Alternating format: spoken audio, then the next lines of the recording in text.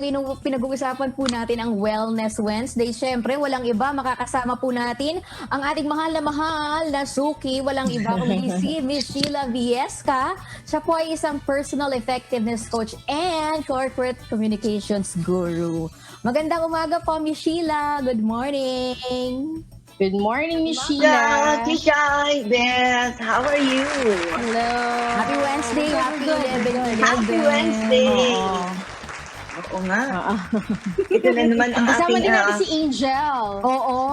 Angel! Hi, Angel! It's been a long time. Yes! Yeah. Welcome back. Hindi kayo nag-aabot na Miss Sheila. Oo nga eh. Oo, Finally. Una ako yung ginawa ni Tita Ilang Angel weeks ha. na Nag-ano yan? na yan. Yung mga in-add to cart niya, binayaran Nag-check niya na. out Oo, na. na-check out niya na. Hindi. Yun ang, siya. priority Miss Sheila. Oh. Last week, maalala Excited ko. na ako. Oo, pinag-usapan natin last. Tayo din yung Kikay, di ba? Yes. Power of Healing. mind setting. Mindsetting for healing. Oo. For healing. Yung ating mental Ngayon naman conditioning. ito. If only Ngayon words naman. can kill daw, marami nang namatay. Totoo yan. Isa na ako doon. Yeah. And actually, they do, ha? Maybe not directly, pero talagang words have the power to build people up. Totoo. To break them too. Of course. It's important that we carefully choose them before we utter our words. So, alam naman natin, words become a reality, and words, especially used for other people, become the reality kasi yun yung impression nila sa atin. So we have that ability to instill beliefs not only within ourselves but also in the people who are listening to our words, especially kung may strong connection tayo. But it's not really particular words. We have to mention that it's the feelings, the emotions that go with the words that sometimes matter more. Kasi as words inspire, they can destroy a person also. Usually nasa tonality yan, nasa pagkakasabi. And most importantly, nasa intent. Ano yung motivation behind the words? Then that kind of energy that's projected towards another person is internalized and somehow is projected back to you. May not necessarily be immediately, pero babalik at babalik yan. So, ang pinaka-importanting tuklasin natin bakit ba pag nagsasalita tayo, kasama lagi yung mood natin at that particular moment. Maybe one intelligent way to use words really powerfully and effectively is to distance our mood from it. At kung medyo intense ang mood mo, hindi mo masyadong kontrolado, the best thing to say is really nothing. Nothing, totoo. Sa mga Miss Sheila eh. Miss Sheila kasi di ba most often than not, we would find ourselves in a situation na oh wow, you want to say these things to a person or to, di ba, a certain situation. And minsan nabublurt out mo na lang yun. And later on, pinagsisisihan mo because minsan sabihin mo, I didn't mean it. Pero for that particular moment, you meant it eh. Diba? Aminin mo man o hindi. Pero kaya mo diba, nasabi if you yan. find, yes, totoo. If you find yourself in that particular situation, ano ba yung mainam na gawin? Diba? To say yung sinasabi mo na nothing, na wag na lang muna ako magsalita. Paano? How to hold. Ito yung karugtong talaga to nung mind conditioning na discuss natin last week. Because as we recognize na you can change the course of your life with words, ganun din sa ibang tao. Kasi yung decision na mangyayari after they hear what you have to say is strongly impacted by their conditioning based on the words that we use. So speak to that person like you would speak to yourself. Parang naka-mirror siya. also speak to yourself like someone you love. Kasi kung hindi mo mahal yung tao, you will be blurting out words mindlessly, hindi mo iisipin kung ano yung sinasabi mo. Pero if you regard others as yourself, talagang dito papasok yung pakikipagkapwa-tao. You have to see the other person as yourself. Oo. And hindi lang towards other people, yung ating language that we use internally when we're encouraging ourselves, motivating ourselves, kailangan ma-evaluate din natin yan. May mga negative words ba tayong nagagamit when our intention is to uplift ourselves. So when it comes to affirming ourselves, kailangan positive, di ba? Tatanggalin natin yung negative. Kasi if you say, hindi ako tatamarin ngayon, yung tatamarin, that's the stronger word in that sentence. So, mas maganda, sisipagin ako ngayon, magiging productive ako ngayon. Positive. So, if we yes, and if we know that's working much better towards other people, ganun din ang gagawin natin. Hindi natin sasabihin, huwag kang maging tamad. Sabihin natin, maging masipag tayo ngayon, ha? Tama. Siguro, specifically, when the emotions are intense, do not sound like you're attacking the person by using the second person. You are supposed to be this, you can do this. Kasi ano siya parang dinedirect mo sa kanya lahat ng responsibility. So first person ang gagamitin mo. O kaya natin to, ha. Hindi tayo masa-sidetrack. Pareho nating gagawin to. Babaguhin natin yung sitwasyon. So involve yourself in the situation para hindi maging defensive yung taong kausap mo. Now, kung maganda naman yung mood, then you don't have to worry about the first person, second person. Pero meron tayong mga talagang kailangan gamitin. And these words are magnified depending on the intensity of the emotion at the moment that we're saying them. So, curious naman ako, girls. Oo. Curious ako, ano yung most motivating, empowering line that you've heard from someone or that you've uttered to yourself?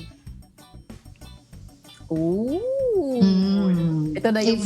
If you don't have nothing nice to say, don't say anything at all. Shut up. Shut up. Tama.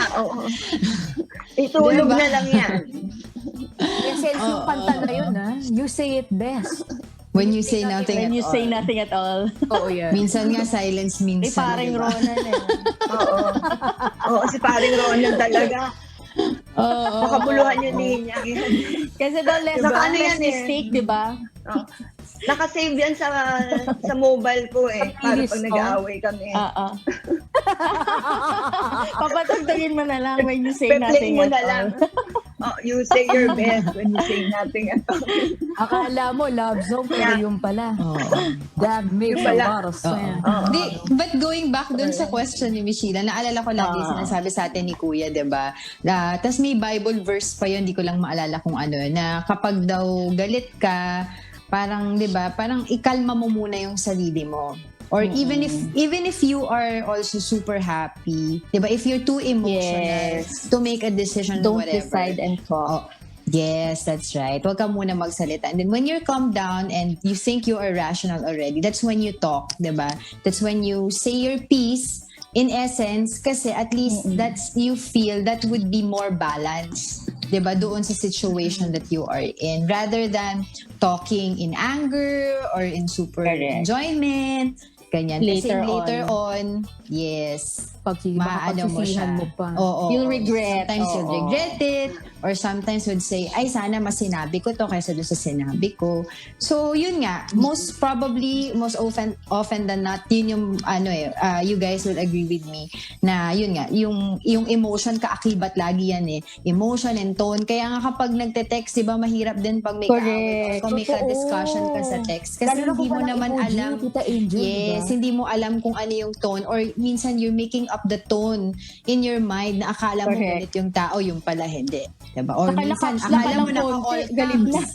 Eh, Yung pala sira lang yung keypad sa kanya. naka-automatic all caps lang naman yung ano. So, it's really hard. So, I think for me, it's really necessary to think before you speak. Diba? And be honest with your words, no exaggerations, no gaslighting, diba? Kasi mahirap yung mga ganyan na situation. As much as possible, well, we're all human beings here and we commit mistakes one way or another, but dapat as much as possible, 'di ba? We move towards that path na hindi tayo makakasakit ng tao, hindi tayo makakasagasa ng tao doon sa mga words that we are, 'di ba, saying. Correct. Naiyak ako doon, naluha ako doon. Jam. Talaga Talagang na nga, baka pag mga ganito no? So, heart to heart. Ako naman, Miss Sheila, Oo. Yes, there was a Kika. point in my life na parang feeling ko parang wala na pag-asa. Parang gano'n na parang wala na, hanggang dito na lang, parang gano'n. And then, alam mo yun, yung may mga times na parang feeling mo. Kaya talaga, 11 pa naman ngayon. Ako, yung wallet ko lang ang dapat iiyak, ha? Ano yan, there was really a point in my life na parang, alam mo yun, yung you have everyone's support, you have everyone's love, pero parang feeling mo wala ng pag-asa. And then, ano to?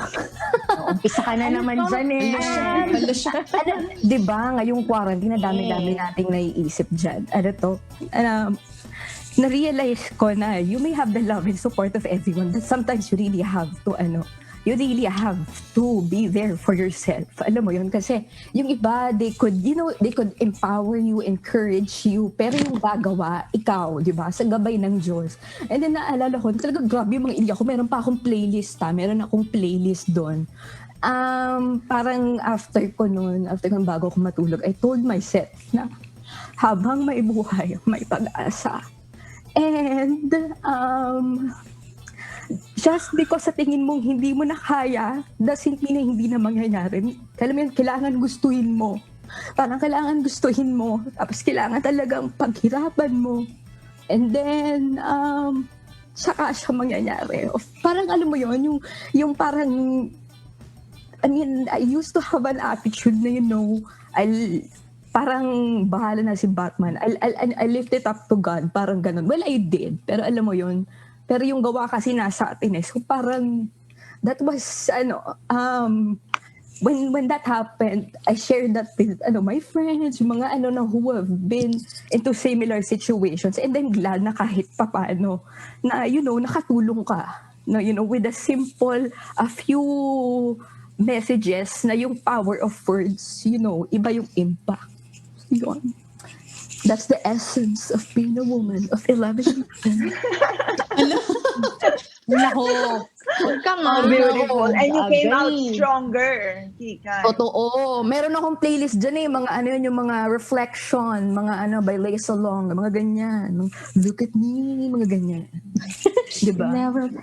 Diba? May mga ganyang, may ganyan tayong playlist, mga ganyang sitwasyon eh. So, that's mas ramdam mo yung mga kanta pagka malungkot ka eh. Oo, kapag may pinagdaraanan ka, there's always a song. And the Bible verse, of course. Of course. Totoo. Ikaw, Ate Beth, gusto ko malaman ito sa ating Ay, ikaw ang hirap pagka nag-uumpisa ka dyan, Kika, pero ayoko umiyak.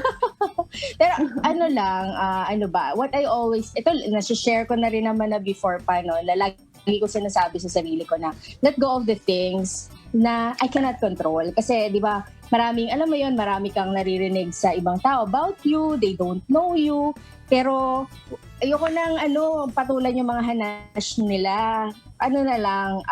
Depende. Bahala kayo. Basta, I just learned to let go of the things I cannot control. Kasi, ako lang yung magdadala, mabigat, di ba? Ako lang yung magsasuffer habang sila naman, masaya sa buhay nilang ginagawa nila, masaya silang namumuhay araw-araw. So, yun lang. I just learned how to let go of the things I cannot control. And like Angel, meron din siya natatandaan about Kuya. Na ako rin meron. Lagi ko yung naiisip na kapag galit ako, kunwari galit ako kay Eric. Di ba? Kunwari galit ako kay Eric. Naalala ko laging sinasabi ni Kuya na dapat yung galit at saka pagmamahal, kapag kinumpara mo, naiyak si Kikay kasi, pag kinumpara mo, mas mataas lagi yung love. Para palagi kang, kahit galit ka na, babalik ka dun sa love. Diba na, you'll forgive and then you let go, you move on, just love ulit, diba? May stage talaga na magagalit ka and all. Pero pagka matagal na kayo, hindi mo na rin parang little things, sobrang little things na lang yung pag-aawayan, ganyan. So hindi ka na magagalit na galit na galit. Hindi na ganon. So yun I learned kay Kuya na dapat mas matimbang ang pagmamahal kaysa sa galit. Ganyan. Iyak ako kay Ganda niya na. yun. Kesa kasi pag nagalit ka, magkakasakitan lang kayo, not physically, yung batuhan nyo lang mga salita, di ba? Mahirap yung Na gano'n. You cannot control. Oo, pagkagalit ka, kung ano-ano na yung sinabi mo, ultimong dumighay na pagkatapos kumain ng longganisa, pag-aawayan nyo na. Di ba? Pag naramdamin niya yung nag-burp lang siya, di ba? Gusto ko yung sinabi Ayoko pa to. Gusto ko yung sinabi mo dun sa Oo. yung you have to let it go. Kasi lalong-lalo na, Oo, di ba? yun na lang. If those people naman, hindi naman mahalaga sa buhay mo. Di ba? Oo. I needed Yeah. that. May mga tao kasi ganun pag nakaharap sa'yo, di ba? Magagaling din magsalita. Hindi, power of words din yun. Kasi Diba? parang, Gaslighting yun yan. yung pang nila Oo, yun yung pang Oo. nila na makuha ko yung loob nitong tao na to, na maging okay ako sa kanya. Pero pag Tapos yung nakatalikod ka pala, na, naku, ang dami lang sinasabi, di ba? So, dead man na lang. I let go of those people na parang, sige, bala ka. Di, kung wala ka naman sa buhay ko, masaya din naman ako. Di ba? Diba? Bye. Team song ako bye. dyan. Yung paborito ng mga anak mo, yung Let It Go ni Elsa. Yeah, oo. Oo. Si Maring Elsa Correct. naman. Yeah. Ikaw, Miss Sheila, gusto ko rin malaman. Napaka-relevant. Kala mo and ako beautiful. kami na lang lagi mo tinatanong ha. Ikaw Oo. din, ano? Kaya di ba? Alam mo, Ang sarap makinig makakatakas ka. kasi. Hindi. Ang sarap makinig. A long time ago, now a long time ago, nung elementary ako, hindi ko makalimutan yung isang lesson that was given to me by a mentor. And she said, before you say anything, before you take on a task na alam mo may sasabihin ka, you pray for discernment. Sabi ko, ano yung discernment na yan? Discernment is your ability to deeply understand. Para pag-respond mo, enlightened. Kasi words that are spoken really have their power. And let us pray that every word that we speak is able to uplift. That can only happen if we can discern the situation and the intention of the person who we're responding to. So, yun yun siguro yung hindi ko nakalimutan throughout my career in communication being my strong water-glue. Tinandaan ko yun na bago ko mag-respond, iisipin ko muna. And I will never underestimate the power of words to heal and reconcile relationships. Yung sinabi ni Angel, to distance yourself first. Huwag kang munang magsasalita. Kasi napakalakas talaga ng kakayahan ng ating mga salita to create even physical changes in the world and in ourselves. Yung sinabi rin ni Kikay, it has to do with our conditioning when we affirm ourselves. Yung pag-create mo ng mga playlist, importante yan. Like plethora of words or collection of quotations, words na kailangan na pwede mong balik-balikan. Kasi just as negative words I have a notebook. Negative words can debilitate us, nakakapanglambot, di ba? Ganun din yung positive words. They create that energy that allow us to go through our day. And on certain periods na talaga medyo feeling mo nakalugmok ka, they beautifully craft the situation for us para medyo nakaangat naman tayo. So, kailangan natin yung mga magagandang songs na yan, nakaka-inspire, songs that mean something, that capture our heart. And throughout all that, maganda yung sinabi ni Beth, pero hindi ko talaga makakalimutan yung kay paring Ronan, no? You say your best when you say nothing at all. When you say nothing at all. Oo. Well, Michelle, Oo. meron ako very quick lang pala. Naalala ko lang din. Ito, I always remember one of my best friends na sinabi sa kanya ng daddy niya nung nabubuhay pa. Sabi niya, lagi daw siyang sinasabihan ng daddy niya na kapag nagagalit siya, pero mabait siya ha, mabait itong kaibigan ko. Lagi daw sinasabi sa kanya, inaano siya, tinatapik siya. Tapos lagi siya sinasabihan na, humility anak, humility. Yun. Parang lagi kayo na One words lang, pero it's so powerful. No? Oo. Yun. Yeah, imagine, no? They carry amazing power. Kasi yan, natatandaan natin. Pero humility coming from a father who's reminding a child to be modest. Hindi mo ma-underestimate yan. So, that point, words really have the ability to create a moment that lasts a lifetime. And likewise, Naku, in napakaganda. contrast, words have the ability to give us the strength para Yes. makapag-create at makapag-destroy. So, isipin natin, with this amazing power that words carry, you have kahit ano ang ia-utter mo, they should inspire, they should motivate, they should uplift the spirit, they should enlighten. Kung hindi mo man kayang gawin yan, at least entertain. So, yung sense of humor, ano rin yan, nasa power of words din yan, di ba? Oo. And if you're occupying a position na alam mong you have the capacity to inspire or empower people, embrace that. And talagang i-enrich mo yung vocabulary mo ng words that will not only fascinate, but will also allow others to find their voice and then be inspiring also. Hindi yung magsasalita ka tapos lahat nakatikom, or magsasalita ka tapos lahat medyo dissuaded na makipag-usap. Mega mall. Nako, mega mall. Oo. You know, ladies, I'm especially moved kasi every time I have the Q&A with you, na may mention nyo si Kuya Daniel and how his words impact your life and your relationships. Yun, kind words really ang pinaka-importante. They do not cost much, but they accomplish a lot. Correct. So I think, ito yung makikita natin sa mga effective leaders, kind-hearted, sensible people na nag-iisip muna bago nagsasalita. And when they say something, they recognize their big responsibility in affecting the person who's listening to them. Ayun. Very nice, Miss Sheila. Napakaganda. On that note, maraming salamat sa iyo, Miss Sheila, ha? Pero syempre, alam namin, in essence, yung lahat-lahat ng mga nabanggit mo sa amin about power of words, diba? Words can kill. Diba? Be careful And with heal. your words. Can Correct. kill your relationship, a person, diba? But it can also heal. Yeah.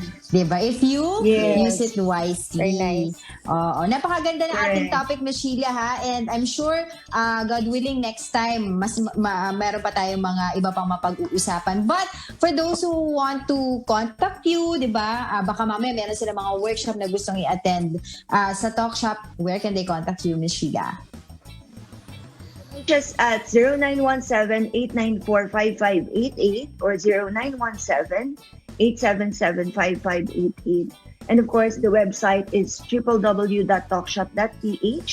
And they can also find us on Facebook, LinkedIn under Talkshop PH or Talkshop Consultancy, and also of course Sheila Viesca.